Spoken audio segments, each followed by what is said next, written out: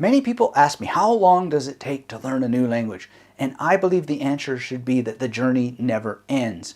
And it is an interesting question, but it's not one that necessarily has an answer, because I don't think that fluency is something that one achieves. It's rather a journey, even in your mother tongue. But for those who are in a hurry, they often come across the idea of frequency lists, and these are compilations of words that are used most often in any given language according to whoever came up with the frequency list. And if you're learning a language, they can be very, very seductive, and they can also be useful.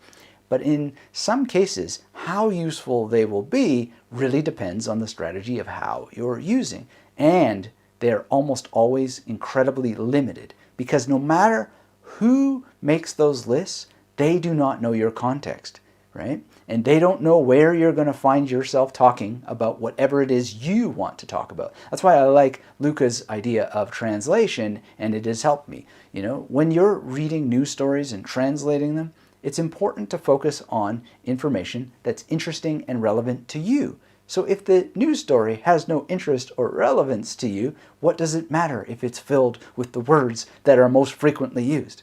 It doesn't really matter at the end of the day, because you're going to pick them up eventually anyway. And if you can just focus on a blending of word frequency and information that is useful to you, then you're going to move along so much faster. And if you get curious, well, what is it that I want to be able to say? What is it that I need to be able to say? Then you skip this idea of the right words to focus on, and something much more like fluency comes a lot faster, because you're able to accomplish missions because you're paying attention to what it is that you want to say and then you need to say, and then you add that in. So get involved. And yes, frequency lists have their place, but so too does the list that you build for yourself, multiple lists. So get building them and start working on them.